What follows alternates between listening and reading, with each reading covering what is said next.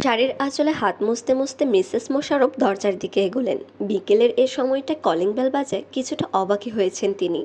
তালুকদার নিবাসের বড় তিন পুরুষ যে যার কর্মক্ষেত্রে, আর অভ্র খেলার মাঠে। এ সময় কারোর ফেরার কথা না। দরজা খুলতেই বাইরে দাঁড়ানো অল্প বয়সী মেয়েটাকে দেখে মিসেস মোশাররফ আর একটু বিস্মিত হলেন। পরনে টপস আর ঢোলা জিন্স, গলায় স্কার্ফ ঝোলানো, কাঁধ অব্দি চুল, আর হাতে বই ধরে রাখা অচেনা মেয়েটা তাকে দেখে জোরালো হাসি দিল একটা। বলল, আসসালামু আলাইকুম আন্টি, কেমন আছেন? ওয়ালাইকুম আসসালাম। হ্যাঁ, আলহামদুলিল্লাহ ভালো আছি, তুমি ভালো আছো? সৌজন্যে হেসে প্রশ্ন করলেন মিসেস মোশাররফ। মেয়েটা কিছুটা নিভু নিভু আওয়াজে প্রতিউত্তর করল, জি আন্টি, ওই আমি আমি আসলে। হ্যাঁ মা, বলো, কাউকে খুঁজছো? হ্যাঁ আন্টি, আসলে আমি সাজাপুর একটা বই নিয়েছিলাম, পড়া শেষ, ওটা ফেরত দেওয়ার ছিল, তাই। ও আচ্ছা, সাজের বই ফেরত দিতে এসেছো তুমি? এসো এসো, ভেতরে এসে বসো। পরিচয় জিজ্ঞেস না করেই ভদ্রমহিলা ভেতরে যেতে বলেছেন দেখে দিবা অবাক হয়। অভ্র ওকে নিজের পুরো পরিবারের ছবি দিয়েছিল, যার ফলে মিসেস মোশাররফের সাথে তালুকদার পরিবারের বাকি সবাইকেও চেনেও। মিসেস মোশাররফ হাসি মুখে ওকে ড্রয়িং রুমে নিয়ে আসলেন। গুটি গুটি পায়ে তালুকদার নিবাসে ঢুকলো দিবা। চোখ ঘুরিয়ে ও ছিমছাম সাজিয়ে রাখা বাসাটার প্রতিটা কোণা কোণা দেখে নিল। মিসেস মোশাররফ হাতের ইশারায় বসতে বললে বসে গেল দিবা। ভদ্রমহিলা কিচেনের দিকে এগোতে এগোতে বললেন, তুমি একটু বসো, সাজ ওপরতলায় ওর বৌমার কাছে, আমি কল করে দিচ্ছি ওকে।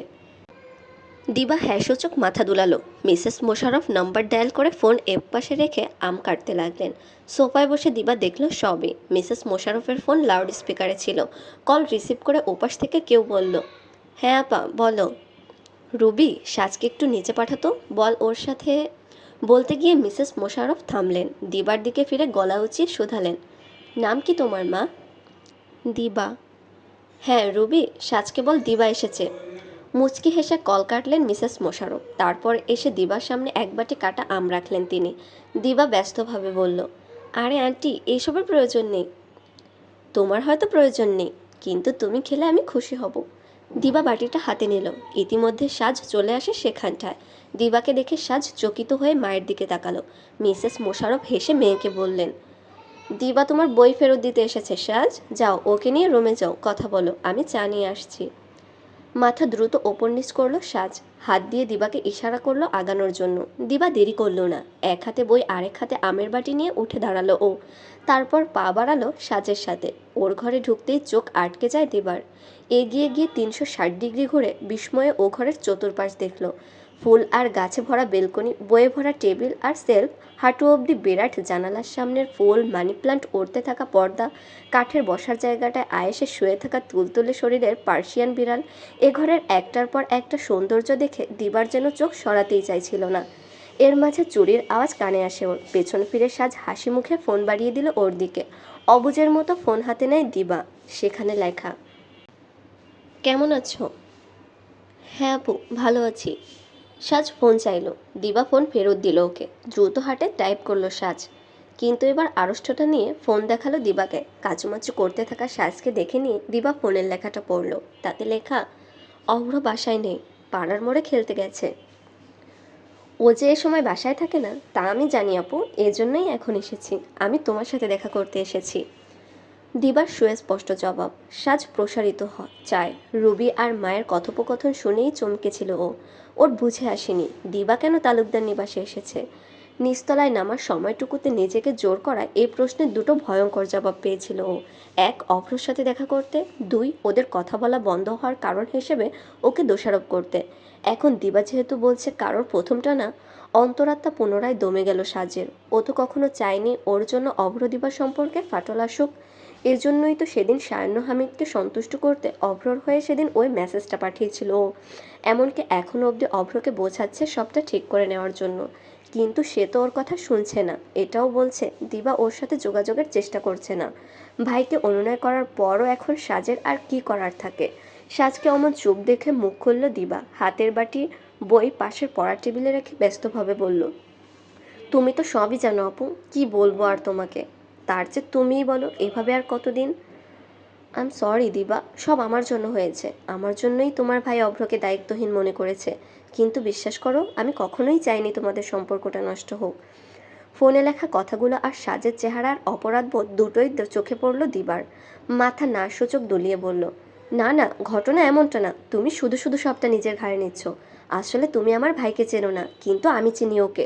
ও ব্যাস অভ্রকে হুমকি ধামকির ওপর রাখার জন্য এসব করেছে। সাথে দোষটা তোমার ভাইয়েরও আছে। সে যে দায়িত্বহীন সেটা সায়ান্ন হামিদের সামনে প্রমাণ না করলে তো তার চলছিল না, গর্দভ একটা। সাজ আবারও প্রসারিত চায়। দিবা একেবারে স্বাভাবিক কণ্ঠে বলল, যাই হোক, তুমি কোনো গিল্টি ফিল রেখো না, তোমার গিল্টি ফিল করার প্রশ্নই ওঠে না এখানে। কিন্তু তুমি আমাকে হেল্প করতে পারো সাজাপু, আর আমি তোমার কাছে হেল্প চাইতেই এ বাসায় এসেছি। অপরাধ বোধ কেন করবে না, সেটা বুঝে আসলো সাজের, কিন্তু কি করে দিবার উপকারে আসতে পারে সেটা আর বুঝে আসলো না। তাই হতচকিত হয়ে দাঁড়িয়ে রইল ও। মাথা আর হাতের ইশারায় বোঝালো কিভাবে। এক পা এগিয়ে আসে দিবা, বাচ্চাদের মতো গাল ফুলিয়ে আবদারের মতো করে বলল, তুমি একবার আমার ভাইয়ার সাথে কথা বলো প্লিজ। সাজ পাথর হয়ে যায়, যেন দিবা কি বলছে তার এক হরফও ও বুঝে আসেনি, অথচ ও তো বুঝেছে। সবটাই এজন্যই তো ওর এ দশা। সাজকে এমন মূর্তির মতো আটকে থাকতে দেখে দিবা বলতে শুরু করলো, তুমি ভাইয়ার সাথে কথা বলো প্লিজ, অমত করো না আপু। দেখো, এছাড়া আর কোনো উপায় নেই। আমাকে যতদিন না ভাইয়া অনুমতি দিচ্ছে ততদিন আমি অভ্রর সাথে যোগাযোগ করতে পারবো না। আর ভাইয়া অনুমতি দিয়েছে, অভ্রকে এটা না বলা অবধি ও আমার সাথে কথা বলবে না। হোক সেটা ভয়ে, হোক সেটা অপরাধ বোধে। এখন শুধু তুমিই পারো সবটা ঠিক করে দিতে। একটানা বলে দিল দিবা।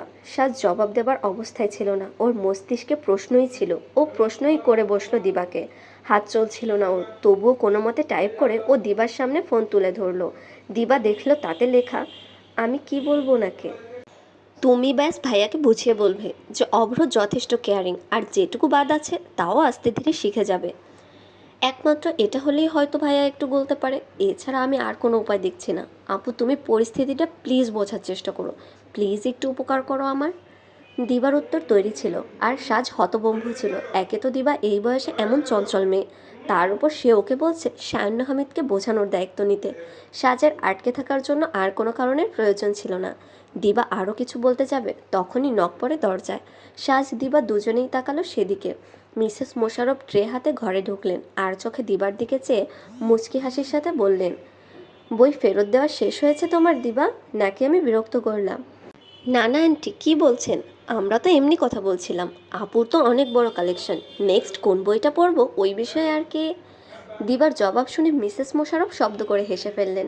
সাজ কানের পেছনে চুল গুজে মাথা দুলালো, তারপর চায়ের কাপ হাতে তুলে দিল দিবাকে।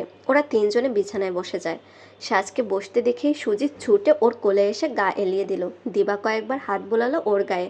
তারপর মিসেস মোশাররফকে ওর বাসা আর লাইব্রেরিতে সাজের সাথে কি করে পরিচয় এইগুলোই বলতে লাগলো। সাজ চুপ থেকে কেবল দেখছিল ওদের। চা শেষ করে বিছানা থেকে নামলো দিবা। সৌজন্যের সাথে বলবো, আজ আসি আন্টি, আপনার সাথে কথা বলে খুব ভালো লাগলো। যেহেতু আসি বললে পরের বার সময় করে এসো, তখন আরও বেশি আড্ডা দেবো আমরা। মাথা দুলালো দিবা। সাজের ঘর থেকে বেরিয়ে আসলো তিনজনই। মিসেস মোশাররফ আবারও কিচেনে চলে গেলেন। সুজিকে কোলে তুলে দিবার সাথে দরজা অবধি আসলো সাজ। বাইরে বেরিয়েও দিবা আরও একবার ইশারায় অনুনয় বোঝালো সাজকে। ঢোক গিলল সাজ, অতঃপর হাতের ফোনটা বাড়িয়ে দিল দিবাকে। দিবা হাতে নিল ফোনটা, স্ক্রিনে লেখা, কাউকে বই দিলে আমি সাধারণত সেটা ফেরত নেই না দিবা। সেটা হয় তৃতীয় কারো হাতে যায়, না হয় লাইব্রেরিতে। আর আমার পরিবারের সবাই জানে এটা। তো পরের বার এ বাসায় এলে বই ফেরত দেবার অজুহাত না বানিয়ে অন্য কোনো অজুহাত বানিও, কেমন? দিবা বিস্ফোরিত চোখের সামনে যায়। সুজিকে কোলে নিয়ে দাঁড়ানো সাজ কাচুমাচু চোখে ওর দিকে তাকানো। চোখ ঘুরিয়ে কিচেনের দিকে উকি দিতে দিবার কান গরম হয়ে উঠল। পুরোটা সময় মিসেস মোশাররফের এই মুচকি হাসিটার মানে এতক্ষণে বোধগম্য হলো ওর। ফোন সাজের হাতে গুজে দিয়ে ছুট লাগালো দিবা। মাঝের রাস্তাটুকু আসতে গিয়ে হয়তো সহস্র গালি দিল অভ্রকে। কিছু না বলেও তালুকদার নিবাসের ওই দুই রমণী ওকে যেই লজ্জাটায় ফেলেছে। অভ্রর মতো গাধার বাসায় এমন সুচতুর রমণীদের বসবাস, তা তো কল্পনাতেও ছিল না দিবার। থাকলে কি আর এই তালুকদার নিবাসে আসতো ও? এমন মা বোন থাকতেও ওই ছেলে এত গাধা হলো কি করে? সব দোষ ওই ছোট তালুকদারের, সব দোষ অভ্রর। দিবা চোখের আড়াল হলে দরজা লাগিয়ে গুটি গুটি পায়ে কিচেনে আসলো সাজ। সুজিকে কোল থেকে নামিয়ে কাপ ধুতে থাকা মায়ের পেছনে গিয়ে দাঁড়ালো। মিসেস মোশাররফ টের পেলেন মেয়ে তার কাঁধে নাক ঠেকিয়ে দাঁড়ানো। নিজের মতো কাজে ব্যস্ত থেকে বললেন, মেয়েটা অনেক চঞ্চল। সাজ মায়ের দৃষ্টিসীমায় আসলো, ইশারায় জিজ্ঞেস করলো, কিছু জিজ্ঞেস করার নেই তোমার? আমার আবার কি জিজ্ঞেস করার থাকবে? এই, ও মিথ্যে বলে আমার সাথে দেখা করলো কেন? কী বা বলে গেল আমাকে? ছি সাজ, বড় হয়েছো তোমরা, এইসব এক্সপেক্ট করো আমার থেকে? মৃদু হেসে মাকে জড়িয়ে ধরল সাজ, গালে চুমু দিয়ে বোঝালো, তুমি এই পৃথিবীর বেস্ট মা। মেয়ের পাগলামো দেখে হেসে ফেললেন মিসেস মোশাররফ। মাকে ছেড়ে সাজ নিজের ঘরে চলে আসলো।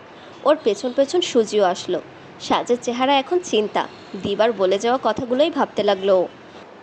বুকে এক হাত গুজে আর এক হাতের নখ কামড়াতে কামড়াতে পায়চারি করতে থাকে সমানে। দিবা ভুল বলেনি। সব ঠিক হওয়ার ওই এক উপায়ই আছে, ওর সায়ন্য হামিদের সাথে কথা বলা। যদিও ওর কোনো ইচ্ছে নেই ওই বেপরোয়া মানুষটার মুখোমুখি হওয়ার, কিন্তু উপায়ও তো নেই। অভ্রর জন্য একটু করতেই হবে। কিন্তু কিভাবে? সায়ন্য হামিদের সামনাসামনি হওয়ার সুযোগটা কোথায়? আগে মনে হলে দিবার কাছ থেকে সায়ন্যর নাম্বার রাখতে পারতো ও। এখন তো আর কোনো উপায় নেই। কুলকিনারা না পেয়ে পায়চারি করতে করতে ফোন বিছানায় ছুড়ল সাজ। সুজিও লাফিয়ে বিছানায় উঠল। আর ঠিক তখনই শনশন আওয়াজ। সাজ চমকে উঠে সেদিকে তাকালো। তখন গলা শুকিয়ে আসে ওর। অজানা কারণে হাতও ক্রমশ ঘেমে উঠতে থাকে। সুজির পায়ের ছোঁয়ায় ফোনে চালু হয়ে থাকা রেডিও অ্যাপটা মুহূর্তেই সাজের ঘরের তাপমাত্রা বাড়িয়ে দিল কিনা কে জানে। সায়ন্যশয়ের সন্ধ্যা এটা। গান অন এয়ারে চলছিল। মুঠো করা হাতে থুতনি ঠেকিয়ে সায়ন্য স্ক্রিনের সামনে বসা ছিল। মূলত রেডিও মস্তির ফেসবুক পেজে আসা লাইভ কমেন্ট পড়ছিল ও। বিনা আগ্রহে, কিন্তু হুট করে ওর চোখ আটকায় স্ক্রলে থাকা সর্বশেষ কমেন্টকারীর আইডির নামটায়। সেইখানে তার কমেন্ট, আপনার সাথে দেখা করতে চাই। সায়ন্য তৎক্ষণাৎ সোজা হয়ে বসে গেল। মাউসের সাহায্যে ওই কমেন্টটাকে থামিয়ে নিল ও। কমেন্টকারীর আইডিতে প্রোফাইল পিকচার হিসেবে কবিগুরুর শোভা বইয়ের আড়ালে থাকা কারোর ছবি।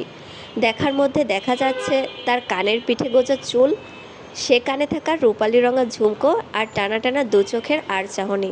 সায়ন্য হেসে ইজি চেয়ারে হেলান দিয়ে বসে গেল। ঠোঁটের উপর হাত রেখে ওভাবেই নিঃশব্দে কয়েক দণ্ড হাসল ও। কাচের দেয়ালের উল্টো পাশে বসে তোফায়েল ভ্রু কুঁচকে দেখল সায়ন্যকে। আর যে হিসেবে সে যত ভালোই হোক না কেন, পেশার বাইরে শো নিয়ে আহামরি আগ্রহ দেখানোর মানুষ সে না। তবু আজ সায়ন্য হামিদের কিছুতে চোখ আটকেছে। সে কিছু একটা নিয়ে হাসছে, ব্যাপারটা তোফায়েলের ভ্রু কোঁচকানোর মতোই। হাসি কমিয়ে সোজা হয়ে বসলো সায়ন্য। গলা ঝেড়ে স্পিকারের সামনে মুখ এগিয়ে আজ্ঞাবহরের স্বরে বলল, it would be my honour to show up for you সাজ। কখন কোথায় দেখা করতে চাও বলো। Sayanya Hamid will be there any time and anywhere.